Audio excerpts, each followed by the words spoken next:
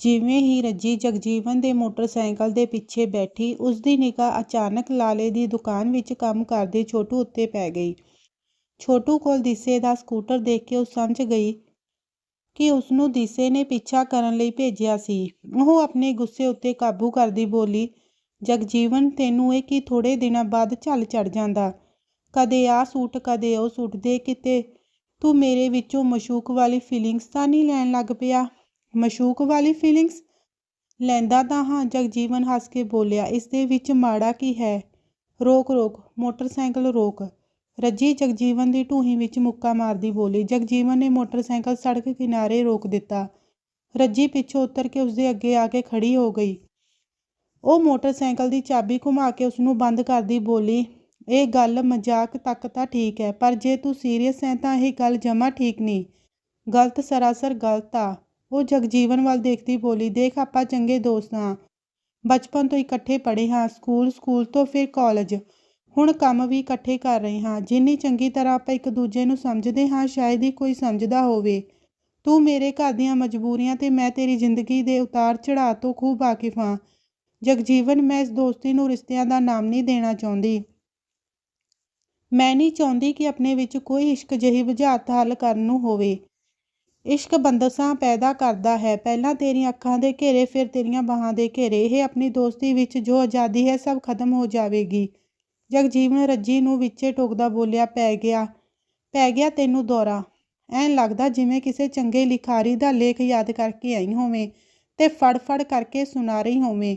ਆਹ ਸਭ ਕੁਝ ਤਾਂ ਤੂੰ ਮੈਨੂੰ ਕਈ ਵਾਰ ਸੁਣਾ ਚੁੱਕੀ ਹੈ। ਲੈ ਆਪਾਂ ਤਾਂ ਕੰਮ ਤੋਂ ਲੇਟ ਹੋ ਗਏ। ਗੱਲਾਂ ਵਿੱਚ ਪਤਾ ਹੀ ਨਹੀਂ ਲੱਗਿਆ। ਜਗਜੀਵਨ ਗੁੱਟ ਉੱਤੇ ਲਾਈ ਘੜੀ ਵੱਲ ਦੇਖਦਾ ਬੋਲਿਆ, ਚੱਲ ਅੱਜ ਆਪਾਂ ਕਿਤੇ ਘੁੰਮਣ ਚੱਲਦੇ ਹਾਂ। ਕੰਮ ਉੱਤੇ ਜਾਣ ਦਾ ਅੱਜ ਮੇਰਾ ਮਨ ਨਹੀਂ ਹੈ। ਚੱਲ। ਰੱਜੀ ਜਗਜੀਵਨ ਦੀ ਹਾਂ ਵਿੱਚ ਹਾਂ ਮਿਲਾਉਂਦੀ ਬੋਲੀ, ਐ ਨਹੀਂ ਪੁੱਛੇਂਗੀ ਕਿੱਥੇ ਲੈ ਕੇ ਚੱਲਿਆ? ਕਿਤੇ ਹੋਟਲ ਦੇ ਕਮਰੇ ਵਿੱਚ ਤਾਂ ਨਹੀਂ ਲੈ ਚੱਲਿਆ? ਜਗਜੀਵਨ ਰੱਜੀ ਨੂੰ ਮਜ਼ਾਕ ਕਰਦਾ ਬੋਲਿਆ। ਮੈਂ ਕਿਉਂ ਪੁੱਛਾਂ? ਰੱਬ ਜਿੱਡਾ ਵਿਸ਼ਵਾਸ ਹੈ ਮੈਨੂੰ ਤੇਰੇ ਵਿੱਚ, ਜੇ ਹੋਟਲ ਦੇ ਕਮਰੇ ਵਿੱਚ ਵੀ ਲੈ ਜਾਵੇਂਗਾ ਤਾਂ ਵੀ ਮੈਨੂੰ ਯਕੀਨ ਹੈ ਤੂੰ ਮੇਰੇ ਨਾਲ ਕੁਝ ਗਲਤ ਨਹੀਂ ਕਰੇਂਗਾ। ਰੱਜੀ ਚੁੰਨੀ ਠੀਕ ਕਰਕੇ ਮੋਟਰਸਾਈਕਲ ਦੇ ਪਿੱਛੇ ਬੈਠਦੀ ਬੋਲੀ। ਮੋਟਰਸਾਈਕਲ ਸਟਾਰਟ ਕਰਦੇ ਜਗਜੀਵਨ ਦੀਆਂ ਅੱਖਾਂ ਨਮ ਹੋ ਗਈਆਂ। ਉਹ ਕਿਤੇ ਨਾ ਕਿਤੇ ਰੱਜੀ ਨੂੰ ਸੱਚੀ ਪਿਆਰ ਕਰਨ ਲੱਗ ਪਿਆ ਸੀ, ਪਰ ਉਸਨੇ ਜਦੋਂ ਵੀ ਆਪਣੇ ਪਿਆਰ ਦਾ ਇਜ਼ਹਾਰ ਕੀਤਾ ਤਾਂ ਮਜ਼ਾਕ ਵਿੱਚ ਹੀ ਕੀਤਾ। ਉਸਨੇ ਉਸ ਅੰਦਾਜ਼ ਵਿੱਚ ਕਦੇ ਗੱਲ ਨਹੀਂ ਕੀਤੀ ਜੋ ਰੱਜੀ ਦੇ ਦਿਲ ਵਿੱਚ ਵੀ ਪਿਆਰ, ਇਸ਼ਕ, ਮੁਹੱਬਤ ਜਗਾ ਸਕਦੀ। ਉਹ ਮਨ ਹੀ ਮਨ ਮੋਟਰਸਾਈਕਲ ਚਲਾਉਂਦਾ ਸੋਚ ਰਿਹਾ ਹੈ, ਰੱਜੀ, ਇਹ ਪਿਆਰ ਵੀ ਕੋਈ ਬੰਦੇ ਦੇ ਵੱਸ ਦੀ ਗੱਲ ਨਹੀਂ ਹੁੰਦੀ। ਨਾ ਤਾਂ ਇਹ ਸੋਚ ਕੇ ਹੁੰਦਾ, ਨਾ ਹੀ ਸਮਝ ਕੇ ਖਤਮ ਹੁੰਦਾ। ਇਹ ਹੋ ਜਾਵੇ ਤਾਂ ਫਿਰ ਇਸ ਦਾ ਕੋਈ ਹੱਲ ਨਹੀਂ। ਇਹ ਇਸ਼ਕ ਵਾਲਾ ਭੂਤ ਜੇ ਚਿੰਬੜ ਜਾਵੇ ਤਾਂ ਕੋਈ ਝਾੜਾ ਕੰਮ ਨਹੀਂ ਆਉਂਦਾ। ਢਾਬੇ ਕੋਲ ਮੋਟਰਸਾਈਕਲ ਰੋਕਦਾ ਜਗਜੀਵਨ ਬੋਲਿਆ, ਚੱਲ ਪਹਿਲਾਂ ਚਾਹ ਪੀਂਦੇ ਹਾਂ। ਤੇਰੀਆਂ ਗੱਲਾਂ ਸੁਣ ਕੇ ਤਾਂ ਠੰਡ ਜਿਹੀ ਲੱਗਣ ਲੱਗ ਪਈ ਆ। ਦੋਵੇਂ ਚਾਹ ਦਾ ਆਰਡਰ ਦੇ ਕੇ ਚੁੱਪ ਜਿਹੇ ਬੈਠੇ ਹਨ। ਵੇਟਰ ਚਾਹ ਵਾਲੇ ਗਿਲਾਸ ਰੱਖ ਕੇ ਗਿਆ ਹੈ। ਜਗਜੀਵਨ ਚਾਹ ਦੀ ਘੁੱਟ ਭਰ ਕੇ ਚੁੱਪ ਨੂੰ ਤੋੜਦਾ ਬੋਲਿਆ, ਰੱਜੀ, ਤੂੰ ਉਹ ਚੁਟਕਲਾ ਸੁਣਿਆ? ਕੇਰਾਂ ਇੱਕ ਲਾਲਾ ਸੀ, ਉਹ ਨਾ ਸਾਰਾ ਦਿਨ ਦੁਕਾਨ ਵਿੱਚ ਹੀ ਬੈਠਾ ਰਹਿੰਦਾ ਸੀ। ਖੂਹ ਦੇ ਡੱਡੂ ਵਰਗੀ ਜ਼ਿੰਦਗੀ ਸੀ ਉਸਦੀ। ਦੁਕਾਨ, ਗਾਹਕ, ਸੌਦੇ, ਪੈਸੇ, ਇਸ ਤੋਂ ਅਗਾਂਹ ਉਸਨੂੰ ਕੁਝ ਨਹੀਂ ਸੀ ਦਿਸਦਾ। ਉਸਦੀ ਤੀਵੀਂ ਰੋਮਾਂਟਿਕ ਸੁਭਾਅ ਦੀ ਸੀ। ਜਿਵੇਂ ਹੀ ਰੱਜੀ ਨੇ ਜਗਜੀਵਨ ਦੀ ਗੱਲ ਸੁਣੀ ਉਹ ਮੁਸਕਰਾ ਪਈ। ਜਗਜੀਵਨ ਅੱਗੇ ਬੋਲਿਆ, ਲਾਲੀ ਪੂਰੀ ਰੋਮਾਂਟਿਕ। ਇੱਕ ਦਿਨ ਉਹ ਲਾਲੇ ਨੂੰ ਕਹਿਣ ਲੱਗੀ, ਜੀ ਤੁਸੀਂ ਮੈਨੂੰ ਕਦੇ ਆਈ ਲਵ ਯੂ ਨਹੀਂ ਬੋਲਿਆ, ਇੱਕ ਵਾਰ ਕਹੋ ਨਾ ਆਈ ਲਵ ਯੂ। ਅੱਗਿਓਂ ਲਾਲਾ ਪਤਾ ਕੀ ਕਹਿੰਦਾ ਹੈ, ਸੌਰੀ ਕਮਲੀ, ਆਈ ਲਵ ਯੂ ਤਾਂ ਕਦੇ ਮੈਂ ਆਪਣੀ ਮਾਂ ਭੈਣ ਨੂੰ ਨਹੀਂ ਕਿਹਾ, ਤੈਨੂੰ ਕਿਵੇਂ ਕਹਿ ਦਿਆਂ? ਚਾਹ ਪੀਂਦੀ ਰੱਜੀ ਨੂੰ ਜਗਜੀਵਨ ਦੀਆਂ ਗੱਲਾਂ ਸੁਣ ਕੇ ਹੱਥੂ ਆ ਗਿਆ। ਉਹ ਮੂੰਹ ਸਾਫ਼ ਕਰਕੇ ਜ਼ੋਰ ਦੀ ਹੱਸਣ ਲੱਗ ਪਈ। ਰੱਜੀ ਨੂੰ ਹੱਸਦੀ ਨੂੰ ਦੇਖ ਜਗਜੀਵਨ ਦੇ ਕਾਲਜੇ ਠੰਡ ਪੈ ਗਈ। ਜਗਜੀਵਨ ਗੱਲ ਦਾ ਮੌਜੂ ਬਦਲਦਾ ਬੋਲਿਆ, ਰੱਜੀ, ਏਦਾਂ ਹੀ ਹੱਸਦੀ ਰਿਹਾ ਕਰ, ਸੋਹਣੀ ਲੱਗਦੀ ਹੈ। ਜਦੋਂ ਤੂੰ ਸੀਰੀਅਸ ਜਿਹੀ ਹੋ ਜਾਂਦੀ ਹੈ ਮੈਨੂੰ ਨਾ ਤੇਰੇ ਤੋਂ ਡਰ ਜਿਹਾ ਲੱਗਣ ਲੱਗ ਪੈਂਦਾ ਹੈ। ਸੱਚ ਦੱਸੀ ਰੱਜੀ, ਤੇਰੇ ਆਪਣੇ ਕੋਈ ਚਾਹ ਅਹਿਸਾਸ ਹਨ ਜਾਂ ਨਹੀਂ, ਕਿ ਤੂੰ ਵੀ ਲਾਲੇ ਵਾਂਗੂ ਖੂਹ ਦਾ ਡੱਡੂ ਹੀ ਹੈ? ਘਰ ਦੇ ਝਮੇਲੇ, ਇਸ ਤੋਂ ਗਾਂਹ ਵੀ ਤੈਨੂੰ ਕੁਝ ਨਜ਼ਰ ਆਉਂਦਾ ਵੀ ਹੈ ਕਿ ਨਹੀਂ? ਜਗਜੀਵਨ ਰੱਜੀ ਦੇ ਹੱਥ ਉੱਤੇ ਆਪਣਾ ਹੱਥ ਰੱਖਦਾ ਬੋਲਿਆ, ਜ਼ਮੀਨ ਤੋਂ ਵਾਂਝੀ ਨਾ ਹੋ ਜਾਵਾਂ ਤੇ ਕੀ ਪਤਾ ਅਸਮਾਨ ਵੀ ਹੱਥ ਨਾ ਆਵੇ। ਰੱਜੀ ਜਗਜੀਵਨ ਵੱਲੋਂ ਫੜੇ ਹੋਏ ਹੱਥ ਵਿੱਚੋਂ ਉੱਠਦੇ ਸੇਕ ਨੂੰ ਮਹਿਸੂਸ ਕਰਦੀ ਬੋਲੀ। ਜਗਜੀਵਨ ਰੱਜੀ ਦਾ ਹੱਥ ਘੁੱਟਦਾ ਬੋਲਿਆ, ਰੱਜੀ 2 ਕਦਮ ਤਾਂ ਨਾਲ ਚੱਲ ਕੇ ਦੇਖ, ਤੇਰੀ ਸਹੁੰ। ਰੱਜੀ ਨੇ ਜਗਜੀਵਨ ਦੀ ਗੱਲ ਸੁਣ ਕੇ ਲੰਬਾ ਸਾਹ ਲਿੱਤਾ ਤੇ ਚੁੱਪ ਹੋ ਗਈ। ਢਾਬੇ ਤੇ ਬੈਠਿਆਂ ਨੂੰ ਦੁਪਹਿਰਾ ਹੋ ਗਈ। ਭੁੱਖ ਲੱਗ ਆਈ ਦੋਵਾਂ ਨੂੰ। ਜਗਜੀਵਨ ਨੇ ਰੋਟੀ ਆਰਡਰ ਕੀਤੀ। ਰੋਟੀ ਖਾ ਕੇ ਜਗਜੀਵਨ ਬੋਲਿਆ, ਚੱਲ ਕਿਤੇ ਹੋਰ ਚੱਲ ਕੇ ਬਹਿੰਦੇ ਹਾਂ, ਕਿਤੇ ਹੋਟਲ ਵਿੱਚ। ਰੱਜੀ ਮਸਕਰੀ ਕਰਦੀ ਬੋਲੀ। ਸ਼ਹਿਰ ਵਿੱਚ ਬਣੇ ਪਾਰਕ ਵਿੱਚ ਆ ਕੇ ਬੈਠ ਗਏ ਨੇ ਦੋਵੇਂ। ਗੱਲਾਂ ਕਰਦਿਆਂ ਨੂੰ ਸ਼ਾਮ ਹੋ ਗਈ ਹੈ। ਥੋੜ੍ਹੀ ਠੰਡ ਵਧਣ ਲੱਗ ਪਈ ਹੈ। ਜਗਜੀਵਨ ਨੇ ਮੋਟਰਸਾਈਕਲ ਤੋਂ ਲੋਈ ਲਾ ਕੇ ਰੱਜੀ ਦੁਆਲੇ ਦਿੱਤੀ ਹੈ। ਰੱਜੀ, ਤੈਨੂੰ ਯਾਦ ਹੈ ਜਦੋਂ ਆਪਾਂ ਛੋਟੇ ਹੁੰਦੇ ਸਕੂਲ ਵਿੱਚ ਪੜ੍ਹਦੇ ਸੀ? ਮੇਰਾ ਖਿਆਲ ਹੈ 2 ਕਿ 3 ਜਮਾਤ ਦੀ ਗੱਲ ਹੈ। ਮੇਰੀ ਮਾਂ ਬਹੁਤ ਬਿਮਾਰ ਸੀ। ਘਰ ਰੋਟੀ ਨਹੀਂ ਸੀ ਬਣੀ। ਮੈਂ ਭੁੱਖਾ ਹੀ ਸਕੂਲ ਨੂੰ ਆ ਗਿਆ ਸੀ।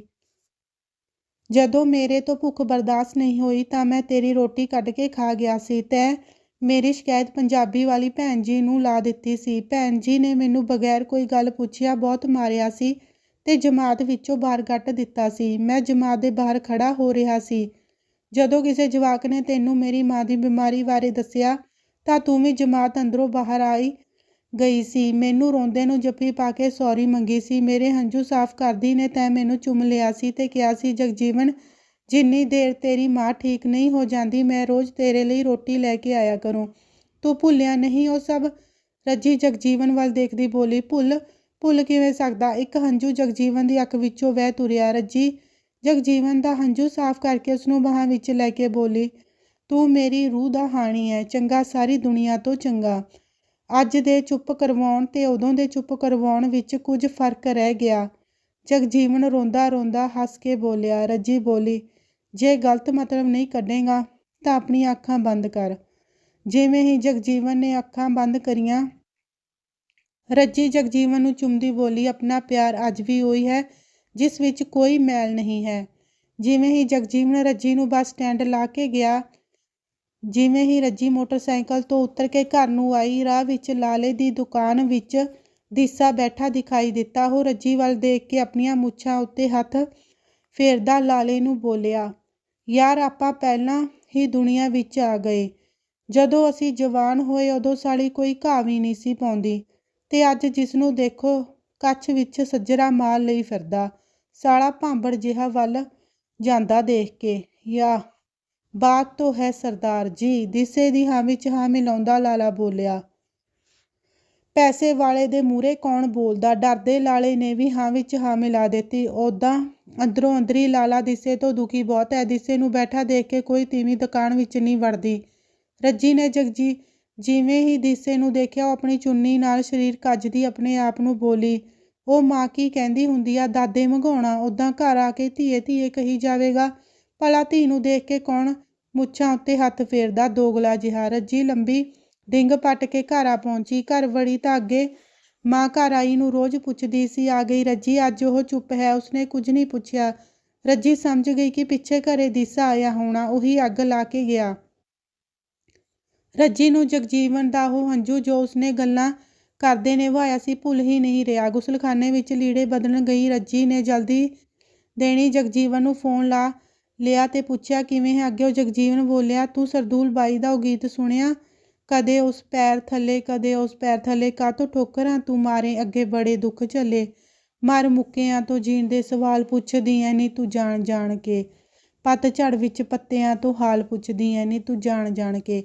ਜਗਜੀਵਨ, ਜੇ ਮੈਂ ਤੇਰਾ ਦਿਲ ਦੁਖਾਇਆ ਤਾਂ ਮੈਨੂੰ ਮਾਫ਼ ਕਰ ਦੇ। I am sorry. ਆਪਣਾ ਮੂਡ ਠੀਕ ਕਰ ਲੈ ਤੇ ਰੋਟੀ ਖਾ ਲਵੀਂ। ਰੱਜੀ ਜਗਜੀਵਨ ਦਾ ਫਿਕਰ ਕਰਦੀ ਬੋਲੀ, ਪਰ ਦੇਖ ਲੈ, ਮੈਂ ਤੈਨੂੰ ਜਰਾ ਜਿਹੀ ਨਾ ਨੁੱਕਰ ਕੀ ਕਰੀ, ਤੇਰੀ ਸ਼ਾਇਰੀ ਵਿੱਚ ਕਿੰਨਾ ਵਜ਼ਨ ਆ ਗਿਆ। ਹੁਣ ਤੂੰ ਆਸ਼ਕ ਤੋਂ ਸ਼ਾਇਰ ਹੋ ਜਾਣਾ। ਜਗਜੀਵਨ, ਸ਼ਾਇਰ? ਰੱਜੀ ਜਗਜੀਵਨ ਦਾ ਮੂਡ ਠੀਕ ਕਰਨ ਲਈ ਮਜ਼ਾਕ ਕਰਦੀ ਬੋਲੀ। ਸਾਰੀ ਸ਼ਾਮ ਲੰਘ ਗਈ। ਰੱਜੀ ਦੀ ਮਾਂ ਰੱਜੀ ਨਾਲ ਨਹੀਂ ਬੋਲੀ। ਉਸਨੇ ਰੱਜੀ ਦੀ ਰੋਟੀ ਪਾ ਕੇ ਥਾਲੀ ਰਸੋਈ ਵਿੱਚ ਕਾਂਸ ਉੱਤੇ ਰੱਖ ਦਿੱਤੀ। ਰੱਜੀ ਨੇ ਵੀ ਰੋਟੀ ਨਹੀਂ ਖਾਧੀ, ਉਹ ਭੁੱਖੀ ਹੀ ਪੈ ਗਈ। ਥੋੜ੍ਹੀ ਦੇਰ ਬਾਅਦ ਰੱਜੀ ਉੱਠ ਕੇ ਮਾਂ ਨਾਲ ਆ ਕੇ ਪੈ ਗਈ। ਉਹ ਮਾਂ ਨੂੰ ਜੱਫੀ ਪਾਉਂਦੀ ਬੋਲੀ, ਕੀ ਹੋਇਆ ਮਾਂ, ਅੱਜ ਗੁੱਸੇ ਹੋਈ ਲੱਗਦੀ ਐ? ਨਹੀਂ, ਕੁਝ ਨਹੀਂ। ਮਾਂ ਪਾਸਾ ਵੱਟ ਕੇ ਰੱਜੀ ਵੱਲ ਪਿੱਠ ਕਰਕੇ ਪੈ ਗਈ। ਦੱਸ ਨਾ ਕੀ ਗੱਲ ਆ? ਰੱਜੀ ਤਰਲਾ ਕੱਢਦੀ ਬੋਲੀ। ਰੱਜੀ, ਸਾਡੇ ਵੇਲੇ ਨਾ ਧੀਆਂ ਨੂੰ ਘਰ ਵਿੱਚ ਵਿਹਲੀਆਂ ਨਹੀਂ ਸੀ ਰਹਿਣ ਦਿੰਦੇ। ਕਹਿੰਦੇ ਹੁੰਦੇ ਸੀ, ਵਿਹਲਾ ਦਿਮਾਗ ਸ਼ੈਤਾਨ ਦਾ ਘਰ। ਮੇਰੀ ਮਾਂ ਮੈਨੂੰ ਸਵੇਰੇ ਹੀ ਜਗਾ ਲੈਂਦੀ ਸੀ। ਪਹਿਲਾਂ ਅਸੀਂ ਲਵੇਰੇ ਨੂੰ ਸੰਨੀ ਰਲਾਉਣੀ, ਫਿਰ ਦੁੱਧ ਚੋਣਾ। ਮਾਂ ਨੇ ਹੱਥ ਚੱਕੀ ਉੱਤੇ ਆਟਾ ਪੀਹਣਾ, ਮੈਂ ਤੇ ਮਧਾਣੀ ਪਾ ਲੈਣੀ, ਦੁੱਧ ਰਿੜਕ ਲੈਣਾ, ਫਿਰ ਸਾਰੇ ਲਾਣੇ ਦੀ ਹਾਜ਼ਰੀ ਪਕਾਉਣੀ। ਸੁੱਖ ਨਾਲ ਟੱਬਰ ਕਿਹੜੇ ਛੋਟੇ ਹੁੰਦੇ ਸੀ, ਟੋਕਰਾ ਭਰ ਜਾਂਦਾ ਸੀ ਰੋਟੀਆਂ ਦਾ। ਦੁਪਹਿਰ ਨੂੰ ਖੱਡੀ 'ਤੇ ਬਹਿ ਜਾਣਾ, ਕਦੇ ਦਰੀਆਂ, ਕਦੇ ਖੇਸੀਆਂ, ਕਦੇ ਨਾਲੇ ਬੁਣ ਲੈਣੇ। ਸ਼ਾਮ ਨੂੰ ਫਿਰ ਉਹੀ ਸਵੇਰ ਵਾਲਾ ਸਿਲਸਿਲਾ ਸ਼ੁਰੂ ਹੋ ਜਾਣਾ। ਖੇਤਾਂ ਵਿੱਚ ਜੇ ਕੰਮ ਵੱਧ ਜਾਣਾ ਤਾਂ ਬਾਪੂ ਜੀ ਹੋਰਾਂ ਨਾਲ ਨਰਮਾ ਚੁਗਣ ਚਲੇ ਜਾਣਾ, ਕਦੇ ਮਿਰਚਾਂ ਤੋੜਨੀਆਂ, ਕਦੇ ਕਮਾਦ ਵਢਾ ਦੇਣਾ।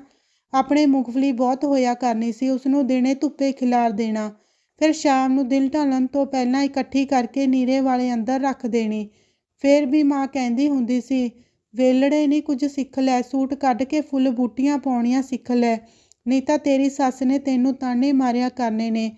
ਅਖੇ ਕੁੜੀ ਨੂੰ ਕਾਸੇ ਦਾ ਚੱਜ ਨਹੀਂ। ਕੁਝ ਦੇਰ ਚੁੱਪ ਰਹਿਣ ਬਾਅਦ ਮਾਂ ਫਿਰ ਬੋਲੀ, ਕਦੇ ਇੱਧਰ ਉੱਧਰ ਦੇਖਣ ਦੀ ਜ਼ਰੂਰਤ ਨਹੀਂ ਸੀ ਕਿਤੇ। ਪਿਓ ਤੇ ਵੀਰਾਂ ਦਾ ਇੰਨਾ ਡਰ ਹੁੰਦਾ ਸੀ, ਦੱਸ ਨਹੀਂ ਸਕਦੀ। ਜਦੋਂ ਮੇਰਾ ਰਿਸ਼ਤਾ ਹੋਇਆ ਸੀ ਤਾਂ ਮੈਂ ਤੇਰੇ ਪਿਓ ਨੂੰ ਦੇਖਿਆ ਵੀ ਨਹੀਂ ਸੀ। ਬਸ ਮੈਨੂੰ ਮੇਰੇ ਬਾਪੂ ਜੀ ਤੇ ਭਰਾਵਾਂ ਉੱਤੇ ਪੂਰਾ ਵਿਸ਼ਵਾਸ ਸੀ। ਉਹਨਾਂ ਜਿੱਥੇ ਵੀ ਮੇਰਾ ਰਿਸ਼ਤਾ ਕੀਤਾ ਹੋਣਾ, ਸਭ ਕੁਝ ਦੇਖ ਕੇ ਸੋਚ ਸਮਝ ਕੇ ਕੀਤਾ ਹੋਣਾ। ਯਕੀਨ ਸੀ ਕਿ ਮੈਨੂੰ ਪਾਲ ਪਲੋਸ ਕੇ ਹੁਣ ਸੁੱਟਣ ਤਾਂ ਨਹੀਂ ਲੱਗੇ। ਮਾਂ ਦੱਸ ਨਾ, ਜਦੋਂ ਤੂੰ ਪਹਿਲੀ ਵਾਰ ਡੈਡ ਨੂੰ ਦੇਖਿਆ ਸੀ ਤਾਂ ਤੈਨੂੰ ਕਿਹੋ ਜਿਹਾ ਮਹਿਸੂਸ ਹੋਇਆ ਸੀ? ਰੱਜੀ ਮਾਂ ਨੂੰ ਜੱਫੀ ਵਿੱਚ ਘੁੱਟਦੀ ਬੋਲੀ। ਉਹ ਸਮਝ ਗਈ ਹੈ, ਅੱਜ ਪਿੱਛੋਂ ਘਰੇ ਦਿਸਾ ਆਇਆ ਹੋਣਾ, ਆਹ ਸਾਰੀ ਅੱਗ ਉਸੇ ਦੀ ਲਾਈ ਹੋਈ ਹੈ। ਉਹ ਸਮਝ ਗਈ ਹੈ ਮਾਂ ਨੂੰ ਉਸ ਨੂੰ ਇਸ਼ਾਰੇ ਹੀ ਇਸ਼ਾਰੇ ਵਿੱਚ ਕੀ ਸਮਝਾਉਣਾ ਚਾਹੁੰਦੀ ਹੈ। ਸਿੱਧਰੀ ਨਾ ਹੋਵੇ ਤਾਂ ਕੋਈ ਮਾਂ ਨੂੰ ਵੀ ਇਹੋ ਜਿਹਾ ਕੁਝ ਪੁੱਛਦੀ ਹੁੰਦੀ ਆ। ਕਰਤਾਰੋ ਮੂੰਹ ਵਿੱਚ ਚੁੰਨੀ ਦੱਬਦੀ ਬੋਲੀ, ਮਾਂ ਅੱਜ ਘਰੇ ਦਿਸਾ ਆਇਆ ਸੀ? ਰੱਜੀ ਨੇ ਪੁੱਛਿਆ। ਦਿਸਾ ਕੀ ਹੁੰਦਾ? ਚਾਚਾ ਕਹੀਦਾ, ਕਰਤਾਰੋ ਨੇ ਜਵਾਬ ਦਿੱਤਾ। ਚਾਚਾ? ਉਹ ਚਾਚਾ ਕਹਾਉਣ ਦੇ ਕਾਬਿਲ ਨਹੀਂ ਹੈ ਮਾਂ। ਦੱਸ ਨਾ, ਉਹ ਆਇਆ ਸੀ ਕਿ ਨਹੀਂ? ਰੱਜੀ ਨੇ ਫਿਰ ਪੁੱਛਿਆ। ਆਇਆ ਸੀ। ਜੇ ਉਸਨੂੰ ਤੇਰਾ ਫਿਕਰ ਹੈ ਤਾਂ ਹੀ ਦੱਸਣ। ਰੱਜੀ ਗੱਲ ਕਰਦੀ ਕਰਤਾਰੋ ਨੂੰ ਵਿੱਚੇ ਟੋਕਦੀ ਬੋਲੀ, ਮੈਂ ਤੈਨੂੰ ਦੱਸਣਾ ਹੀ ਸੀ ਮਾਂ। ਮੈਂ ਕੰਮ ਉੱਤੇ ਬੱਸ ਵਿੱਚ ਨਹੀਂ, ਜਗਜੀਵਨ ਨਾਲ ਉਸਦੇ ਮੋਟਰਸਾਈਕਲ ਉੱਤੇ ਜਾਂਦੀ ਹਾਂ। ਬੱਸ ਵਿੱਚ ਬਹੁਤ ਭੀੜ ਭੜੱਕਾ ਹੁੰਦਾ ਮਾਂ। ਲੋਕ ਭੀੜ ਦਾ ਨਜਾਇਜ਼ ਫਾਇਦਾ ਲੈਂਦੇ ਨੇ, ਇੱਥੇ ਉੱਥੋਂ ਟੋ ਕੇ ਦੇਖਦੇ ਨੇ ਗੁੱਸਾ ਕਰਦੀ ਹੈ ਕਿ ਨਹੀਂ, ਕੋਈ ਫੋਨ ਦਾ ਨੰਬਰ ਲਿਖ ਕੇ ਫੜਾਉਂਦਾ, ਕੋਈ ਗੰਦੇ ਗੰਦੇ ਕਮੈਂਟ ਪਾਸ ਕਰਦਾ। ਉਹ ਲੋਕ ਜਿਹੜੇ ਬੇਗਾਨੀਆਂ ਧੀਆਂ ਨੂੰ ਵੀ ਧੀਆਂ ਸਮਝਦੇ ਸੀ, ਸ਼ਾਇਦ ਉਹ ਆਪਣੇ ਸੰਸਕਾਰ ਅਗਲੀ ਪੀੜ੍ਹੀ ਨੂੰ ਦੇਣਾ ਭੁੱਲ ਗਏ। ਹੁਣ ਜ਼ਮਾਨਾ ਬਹੁਤ ਬਦਲ ਗਿਆ ਮਾਂ। ਜਿਹੜੇ ਦਿਨਾਂ ਦੀ ਤੂੰ ਯਾਦਾਂ ਵਿੱਚ ਤੂੰ ਜਿਉਂਦੀ ਹੈ, ਉਹ ਬੀਤੇ ਸਮੇਂ ਦੀਆਂ ਬਾਤਾਂ ਹੋ ਗਏ। ਮਾਂ ਤੂੰ ਦਿਸੇ ਦੀਆਂ ਤਾਂ ਸੁਣ ਲਈਆਂ, ਮੇਰੀ ਵੀ ਸੁਣੇਗੀ ਕਿ ਨਹੀਂ? ਰੱਜੀ ਮੰਜੀ ਉੱਤੇ ਬੈਠਦੀ ਬੋਲੀ, ਜਗਜੀਵਨ ਮੇਰੇ ਨਾਲ ਹੀ ਪੜ੍ਹਦਾ ਰਿਹਾ ਸੀ, ਕੰਮ ਵੀ ਇੱਕੋ ਜਗ੍ਹਾ ਜਾਂਦੇ ਹਾਂ। ਜੇ ਮੈਂ ਉਸ ਨਾਲ ਚਲੀ ਜਾਂਦੀ ਹਾਂ ਤਾਂ ਇਸ ਵਿੱਚ ਦਿਸੇ ਦੇ ਕਿਉਂ ਮਰੋੜ ਪੈਂਦੇ ਨੇ? ਜਾਂ ਮੈਂ ਪੈ ਜਾ, ਸਵੇਰੇ ਗੱਲ ਕਰਾਂਗੇ, ਕਰਤਾਰੋ ਬੋਲੀ। ਰੱਜੀ ਜਾ ਕੇ ਆਪਣੇ ਮੰਜੇ ਉੱਤੇ ਪੈ ਗਈ। ਕਰਤਾਰੋ ਨੂੰ ਪਤਾ ਹੈ ਰੱਜੀ ਨੇ ਰੋਟੀ ਨਹੀਂ ਖਾਧੀ। ਉਹ ਰਸੋਈ ਅੰਦਰ ਗਈ ਤੇ ਥਾਲੀ ਵਿੱਚ ਪਈ ਰੋਟੀ ਦੁਬਾਰਾ ਗਰਮ ਕਰਕੇ ਲਿਆਈ ਤੇ ਰੱਜੀ ਨੂੰ ਹਿਲਾਉਂਦੀ ਬੋਲੀ, ਰੱਜੀ ਪਹਿਲਾਂ ਰੋਟੀ ਖਾ ਲੈ, ਬਾਅਦ ਵਿੱਚ ਸੌਂ ਜਾਵੀਂ। ਰੱਜੀ ਮਾਂ ਤੋਂ ਚੋਰੀ ਹੰਝੂ ਪੂੰਝਦੀ ਉੱਠੀ ਤੇ ਬੋਲੀ, ਜਦੋਂ ਤੈਨੂੰ ਪਤਾ ਸੀ ਮੈਂ ਰੋਟੀ ਖਾਏ ਬਗੈਰ ਪੈ ਗਈ ਹਾਂ, ਫਿਰ ਘਸੁੰਨ ਬਣ ਕੇ ਕਿਉਂ ਪਈ ਸੀ? ਪਹਿਲਾਂ ਕਿਉਂ ਨਹੀਂ ਪੁੱਛਿਆ? ਰੱਜੀ ਰੋਟੀ ਦੀ ਬੁਰਕੀ ਮੂੰਹ ਵਿੱਚ ਪਾ ਕੇ ਹੁਬਕੀ ਰੋਣ ਲੱਗ ਪਈ ਤੇ ਬੋਲੀ, ਲੋਕੀ ਬੇਗਾਨੀਆਂ ਧੀਆਂ ਨੂੰ ਮਸਲਣ ਦਾ ਇੱਕ ਮੌਕਾ ਵੀ ਨਹੀਂ ਖੁੱਜਦੇ, ਤੇ ਜੇ ਉਹੀ ਧੀ ਆਪਣੀ ਮਨਮਰਜ਼ੀ ਨਾਲ ਇਸ ਨਰਕ ਤੋਂ ਦੂਰ ਜ਼ਿੰਦਗੀ ਜਿਉਣਾ ਚਾਹੁੰਦੀ ਹੈ ਤਾਂ ਵੀ ਉਹਨਾਂ ਤੋਂ ਬਰਦਾਸ਼ਤ ਨਹੀਂ ਹੁੰਦਾ। ਉਹ ਤਾਂ ਚਾਹੁੰਦੇ ਹਨ ਕਿ ਅਸੀਂ ਚੁੱਪਚਾਪ ਉਹਨਾਂ ਦਾ ਤਸ਼ੱਦਦ ਬਰਦਾਸ਼ਤ ਕਰੀ ਜਾਈਏ। ਰੋਂਦੀ ਰੱਜੀ ਦੇ ਮੂੰਹ ਵਿੱਚੋਂ ਬੁਰਕੀ ਵੀ ਬਾਹਰ ਗਿਰ ਗਈ।